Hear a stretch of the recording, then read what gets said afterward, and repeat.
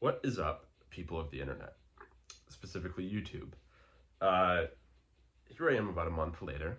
The holiday season has passed us, so happy belated holidays to everybody. Whatever you celebrate, hope it was good. Hope you spent time with your family. If not, maybe you spent time with your friends, maybe it was some time off work, just recuperating, chilling. Whatever it was, I hope it was good. And happy 2023. We made it through 2022. Another bit of an odd year there. I kept saying it was kind of like a blur. I was looking back on it and I was like, what did I do? I did stuff. I had fun. But just, I don't know, it's just another odd year. I feel like ever since COVID, every year has just been a little odd. But, because, we're still recuperating as a society, getting used to things again. But we're getting there. Uh, you know, I'm excited for a new year.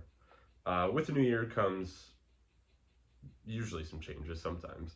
For me, I've got some collecting goals for myself, add some more black jazz, find the other three book albums of the Book of Irvin albums. I have the Space Book, so I need the other three. Just create a more well-rounded collection. Quantity versus quality still. That's a big thing for me. But another thing is this is actually my year anniversary this month of being on YouTube. So I wanted to give just a special shout out to all of you. Thank you everybody for continuing to support my channel, to comment, watch my videos, like them, whatever you guys do. I really appreciate it. You guys don't have to do this at all, you just choose to, and I think that's awesome. I think this community is a really great place. It's kind of like, I view it as like an add-on to my collecting hobby. I have a different avenue to talk about music, to talk to you guys about music, to talk about the things I'm picking up, which allows me to show an even deeper appreciation for them, besides just taking them out, looking at them, putting them on, which is great. That's obviously like the best way you can appreciate your records, but I enjoy talking about them a lot. And this channel and my Instagram page have allowed me to do so, and I've met so many amazing people. So thank you, everybody. Happy to still be here after a year. If I wouldn't have seen any support or anything, I wouldn't have continued to do this. So it really is you guys, and I appreciate it a lot. We'll see how 2023 goes. Anyways, got some records. All of these are from 2022, actually. I have not picked up anything in 2023. I don't think I said that yet. But, so all these are still 2022. Got some really awesome stuff. Got my most wanted record. My number one. It was number one on my Discogs want list, too. So it had been there for a while. We'll get to that at the very end. Picked up an awesome record on New Year's Eve day. We'll get to that as well. But anyways, let's dive into this. I'm going to try not to make it too long. This first one is one that I've wanted an original of for quite some time. They don't pop up very often around here. And that is the Flying Burrito Brothers. Original pressing on A&M Records. This is a great record. This record actually makes me think of Sam over at Telegram Sam a lot now, because I know that she loves this record. If you don't know her, go check her out. But a little bit of psychedelic mixed in with some country here. The classic Graham Parsons, the classic nudie suits. It's a pretty, what's the word? Not, I don't know. It's well known. It's well respected, and for good reason. Christine's tune on here, Sin City, an awesome cover of Dark End of the Street, which also happens to appear on this album. But this is a great record. If you like country, it's a definite. If you're a little skeptical, it's a bit of a different country record, a little bit more of a Byrds feel to it, if you will. That's kind of how I think of it. Check it out. It's a good one. This next one is one of the two that I picked up while I was home in Ohio. This one got a little, I kind of duped myself on this one. I was in the store, I was looking at this one, and I was like, it's got some marks on it. I think it'll still play good. It's a rock record. I didn't pay that much for it, but I kind of got it back here to Washington, and I cleaned it, and there was a few more marks than I had remembered seeing. So I don't know if it was lighting at the store or I just didn't check hard enough. It's $10 though. That is Fields by Fields on Uni Records. This is a killer album. Some really good, hard, psychedelic blues rock right here for you. I don't remember where I learned about this album, but I remember hearing it for the first time and I was like, yep, that's my kind of thing. Just killer stuff. This is their only album. Just good quality all the way around. If you like blues rock, if you like hard rock, this is for you. The song Bide My Time, it's the second track, is killer. Opens up with this awesome little bass intro, and then it just shoots right into some like just killer blues rock. Some great licks in there. Check this one out if you don't know it. Fields by Fields on Uni. This next one was sent to me by a friend, which is going to be a common theme throughout here. A lot of people were just very generous towards me lately. A lot of my friends. This one was sent to me by my friend Steve, who lives in the area. Check him out on Instagram. I think it's the Steve Beebe, Beebe. Sent me this for Christmas. Led Zeppelin 2. Thank you, Steve. You didn't have to send me this, and I really appreciate it. But what makes this Led Zeppelin 2 special, and we'll get past this real quick. There is a bunch of writing on the label, but what makes it special is it's a UK pressing, a first UK pressing. And you know what's interesting is I'd always heard about the first UK pressing versus the RL pressing. And now that I've heard both, I could finally come to a consensus. My consensus, my personal opinion, is that I actually do prefer the RL over the UK pressing. This one isn't as in your face. It's still definitely way better than a normal, US pressing that isn't an RL. The vocals are a bit muddy here, but I think the instrument separation is a lot better on this one, actually. I can hear John Paul Jones just going wild throughout this whole thing, and it's awesome because, like, how often does John Paul, get that big of a stage to do anything? Not very often, and he sounds incredible on this one. It's still got that oomph behind it, don't get me wrong, but it's not as big of a kick as the RLs. But that's just what I think. I still love having a UK Zeppelin because it's badass. Any import Zeppelin stuff I find to be so cool. Thank you, Steve. I really appreciate that, man. I don't know if you're watching or not. This next one, my buddy Twan, who I've mentioned on here time and time again, got this for me over in Den Bosch. Or at Den Bosch, I should say, I guess. The really big record show over in the Netherlands. He attended it, so did my friend Aaron from NSU Records over on Instagram. They had asked me if there was anything that they wanted me to look for. This is the only thing I told them, really, that I was serious about. I just wanted a UK pressing of it really bad. And that is Free by Free. Now, this is on the Pink Rim Island label. The original is on the all pink with the I right up here. But what a great album. I love this album. I'll always talk about this album. It's just some killer blues rock. Paul Kossoff, Paul Rogers are just both. It's a match in heaven. Just quality, atmospheric, really well done. It's my favorite Free record. If you know Free, but you don't know this record, you gotta check this one out. But yeah, Twan got this for me over there. Brought it over, and I traded him my white label promo US pressing that I had, and I gave him an Otis Redding 45 too, and he was very cool about it. He was cool enough to do that trade with me. So thank you, Twan. I appreciate it. And I actually kept this in the sleeve that it came in because it's got the 30 pounds on there, and I thought that was cool. Now, these next three are from Ilya Pisman, who I've mentioned on here time and time again. Just being the nicest guy as usual, sending me stuff when he doesn't have to. This next one I actually didn't know he was sending to me. I just kind of came home and it was here one day. And that is Lightnin' Sam Hopkins by Lightnin' Sam Hopkins on our Huey. This is like a second pressing or something. I don't really care. The wax is super clean, which is an essential for this one. But this is an awesome Lightnin' record.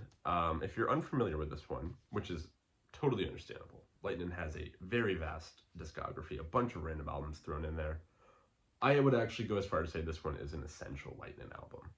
Um, Even if it's for the song "Once Was a Gambler," that song is fucking. It's one of his best tracks ever. Uh, this is just a really quality Lightning album. An engaging listen the whole way. Yeah, this one's really cool. Thank you, Ilya. That one's cool. I love Lightning, as you guys can probably tell. You know, he's been my profile picture on here ever since I've started. Like I said, though, these next two are also from Ilya. He sent me these ones with the Most Wanted record at the end. He did help me get that record, but we'll get there. The first one being West Side Soul by Magic Sam and his blues band, or Magic Sam Blues Band. Sorry. This is an original pressing on Delmark. I could not believe that he sent this to me. I was like, psh, because you don't see these very often. I think I may have seen like a couple copies over the years, but almost never. And you know what's funny is I actually almost picked up like a 70s reissue the day before I got this in the mail. The 70s reissue has like a colorized photo right here instead of the green, and I almost grabbed that. But I'm happy I didn't. Um, this is a great blues record. It's a very different kind of blues record. I tend to lean towards the raw, like that raw blues, Muddy, Howlin', Lightning. But this is a very different one and kind of a breath of fresh air too. Uh, Delmark did a few different things with blues, but this one is a lot more melodic and kind of that Motown sound. Magic Sam is not one of those deep, gruff, like, I got the blues kind of guys. He's very melodic with his singing. His guitar playing is really great. This is a killer album. I really enjoyed this album a lot. It's a lot of fun, really great, all different kinds of blues songs actually. Like I said, there's kind of the more Motown, there's kind of just that more straight up electric blues, there's kind of that shuffle blues. A really great showing of talent here. If you don't know that one, check it out. Awesome record. This last one, again, from Ilya, couldn't believe he sent me this either because it's also not easy to find. This is the Max Roach Trio plus the legendary Hassan. The only record ever released in Hassan's lifetime with him on it, which is wild to me. This is an original pressing, mono pressing, red and plum label. A great record. I feel like this one's starting to get some more recognition lately, as it should. It's a phenomenal record. Hassan's a very interesting piano player to me. He reminds me of Monk a lot, with just like that very unique style where it's just like doo, doo, doo, doo. I don't know, I can't explain it. I'm not a musician, so it's hard for me to explain these things sometimes. It sounds very similar to me, but with a lighter touch. Monk is, I feel like, very heavy on the keys a lot, whereas not always. That's not always the case. That's not what I'm saying. But Hassan just kind of glides that way, but he also does it in this very unique fashion. Very interesting stuff. This copy sounds killer, by the way. Max Roach just booms on here. Really awesome record. If you're unfamiliar, check it out. It's a great release on Atlantic. I've been kind of into Atlantic stuff lately. Great catalog of jazz. Now, this next one I actually found on the same day I found the Flying Burrito Brothers. Same store. This is one I've also been after for quite some time. I don't see a lot of copies of it for some reason. And I actually missed out on a copy on the record show that I went to. Excuse me. So when I saw this in the stacks, I was like, perfect. I was like, that's exactly what I want. That is You Must Believe in Spring by Bill Evans. And it's a promo. You know me, I love my promos. So first pressing on Warner Brothers. This is the last studio album of Bill Evans before he passed away. This one recently got a reissue by Kraft Recordings, and for good reason. I absolutely love this Bill Evans album. I think the playing on here is just so... It's interesting to me because this was his last studio album, but it sounds like it. It sounds like he knows it is. It's very melancholic at times and just very, a little dark. Not like dark or anything like that. Like, it's not sad, but like just a very emotive playing on here, and I love it. I think It's just a phenomenal Bill Evans record, and I think if you're a Bill Evans fan, you should have this one. Even if it's The Craft, whatever you can find, I highly recommend You Must Believe in Spring. That's a great record. I love that one. What do we got? So, again, my buddy Twan, hooking it up. This is one he promised me for quite a while and just like kept forgetting to give it to excuse me, kept forgetting to give it to me. Then he finally did, and I'm so stoked that he did, and that is Someday My Prince Will Come by Miles Davis. It's a 70s reissue. I think he got it for like a few bucks locally, and I think he had another copy or something, so he said he'd just give this to me, which I appreciate, because I'll be honest, I don't explore these Miles albums as much as I should, and this one's awesome. I really, really loved it. I hadn't really heard it before. I had heard it, but just not like an intentional listen. I don't know why I blanked there. But a great album. You know, you've got Coltrane, Mobley, Wynton Kelly, Paul Chambers, Jimmy Cobb. It's a killer lineup. And this is a great record. So thank you, Twan. And then Twan also did a deal with me for this album. I actually sold him my copy of A Love Supreme. And this was a part of the deal. He gave me this one and gave him some money off the Love Supreme. And that is The Latin Bit by Mr. Grant Green. This is a 1970 pressing. This was originally in the Shrink. Sorry, Twan. So I took it out. I don't know why. I felt the need to. But just another great Grant Green album. Just got a Tone Poet release, actually. And it's one I actually hadn't heard for a while upon getting it from Twan, but I'm not going to pass up any chance to get some Grant Green. But a killer album. The song Besame Mucho, that's a killer track. I hadn't heard it in a long time. I heard it and I was like, whoa, I forgot how good that is. Kind of a slept-on Grant album, you know. I can see why. It's not that typical, like, bluesy playing of Grant or anything like that. This is very much Latin style. It's great. I love it. Thank you, Twan. I appreciate it, buddy. Okay, how many we got? We have 1, 2, 3, 4, 5, 6 more. Okay, I'm trying to get through this. But this next one is the other album I got while I was home. Again, another album I had actually been looking for quite some time, and one that's not easy to find an original of, and that is Stardust by John Coltrane. This is the original pressing on the Fireworks label. The reason I was looking for this one, I know it's kind of a random one in Coltrane's catalog, because it's another compilation of, you know, different recording sessions, is the very first track, or it's not the very first jazz song I ever heard, but it's the first jazz song I ever heard that I was initially like, I like that, you know, like that sounds good to me. And it's the very last track on here called Then I'll Be Tired of You.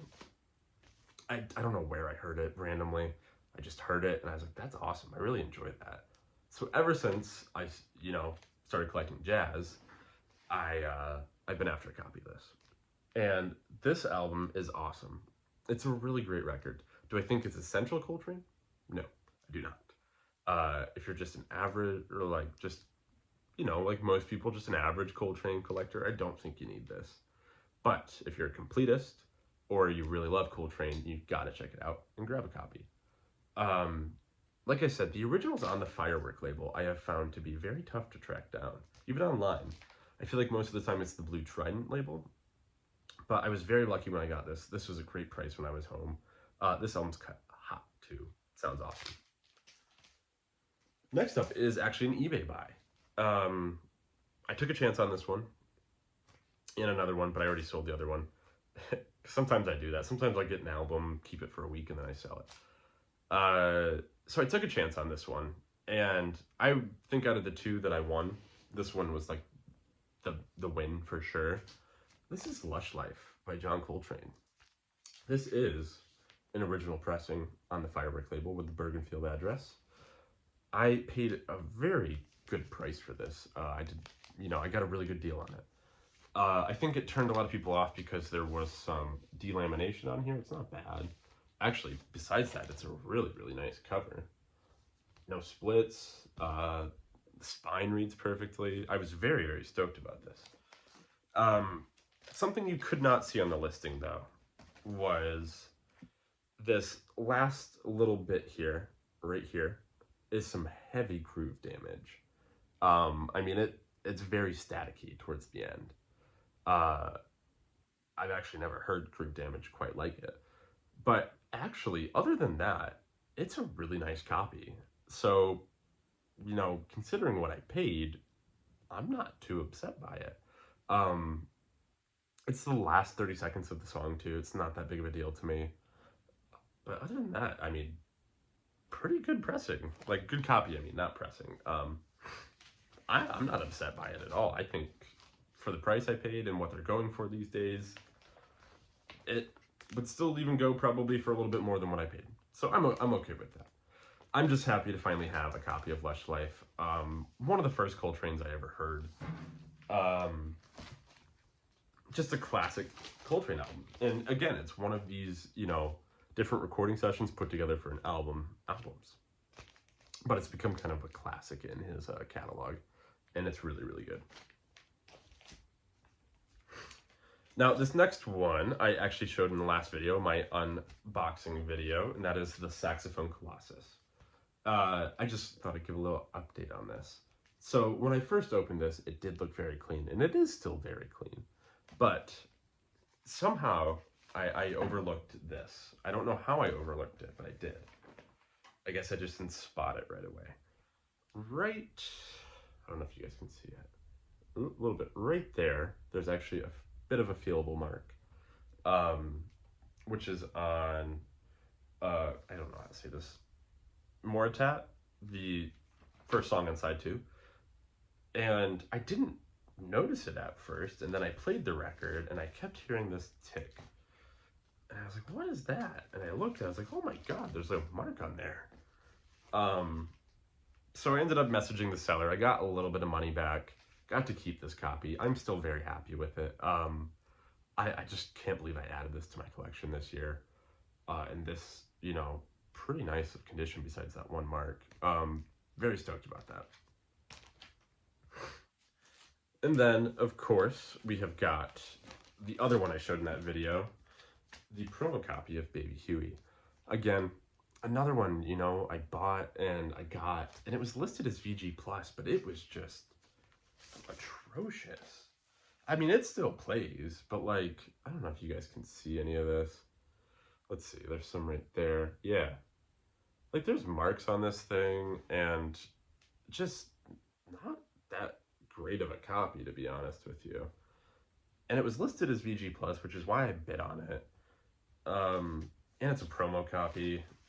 I mean, if it was a beat-up promo copy, like, just tell me that it's beat up, Again, another one I'm still happy to have. I paid a little bit of a fraction of what they go for.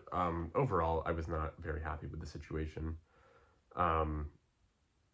I could have saved my money, spent it on something else, but I got it. It's here. Whatever. You live and you learn. Now, this next one is my last grab of 2022. I grabbed this on New Year's Eve day, which is the day I got back from Ohio, actually. This got posted by a local store, and I figured, well, what convinced me is that Steve is buying a record for me, and he sent me some money, and he's like, you should go get it. He's like, I'll send you a little bit of money then I'll pay you the rest later. I was like, okay. So it kind of convinced me to go and get this because I'm a big fan of this label, Black Jazz. The Other Awakening album, Hear, Sense, and Feel. So now I've got this one. I don't know why I turned this way. And I got the Other Awakening album. This one's a promo. I've showed it before. But now, I've got both of them. This is not an easy album to find. So when it popped up locally, it was actually in the shrink wrap too, but I took it off because it was hanging on by a thread. On the back, there was like a portion like this thin holding onto it. But, these don't pop up very often. Even online. I mean, and I feel like when they do, they go for really high prices. So it was an okay price. It looked pretty good. And then I got it home and it plays really good. I actually hadn't listened to this album in a long time. And then I've been obsessed with it lately. The song When Will It End is a phenomenal post-bop song. This whole album's really damn good. Uh, I would recommend it to anybody. Um, it's just really, really good. If you want more like post-bop jazz, this is your one. If you want more jazz funk, go to Mirage, the other Awakening album. They're both really good. But okay, we have made it to the end, and my most wanted record that I'm going to show, or was my most wanted record. Ilya Pisman, again, he gets the ultimate assist for this one. This is all his doing. I, without him, I would not have this copy. He has been just an absolutely wonderful friend to me, and I cannot thank him enough for his friendship and just his willingness to help me with records. I, I, something I never expected. I still don't expect, from any of my friends, but just the generosity is very much appreciated, man. So thank you. Um, it's a record I shouldn't say never. I tried to be positive and say I'll get a copy one day, and now I have a copy. It's not an easy record to find at all. It took a long time, and Ilya actually got a copy too, which is the funny part. So now we both have copies of this record, and that is Time and Place by Lee Moses. This is an original pressing on Maple Records. I can't believe I have this record. This is a pretty good copy. There's some noise here and there, but again, it's just the rarity of this record. I'm not going to complain at all. So this one actually came from France, and Ilya did a little bit of research, and we believe it came from a French radio station. So, kind of a promo, sort of. Just a cool little story behind it. But if you don't know this record, just psychedelic soul to the max. A deep, gritty voice and just like some really killer wah-wah guitar playing all over this thing. There's a cover of Hey Joe, which is probably my favorite cover ever of it. There's a cover of California Dreamin', which is really good on here. And it covers the spectrum of soul too. There's upbeat songs, there's some ballads, there's those funky psychedelic jams. This is a killer record. Light in the Attic has done some reissues of this. You don't need to spend the money on an original. I'm just crazy. But I cannot recommend this album enough. Okay, everybody. That's it. That's all I got. It ran long. I try to make these short. I try to go through quick, but it just never works out. Thank you guys again for allowing me to be here and for your just continued support. I all of you. I appreciate it. I appreciate everybody that comments, that likes, that watches. You guys are great.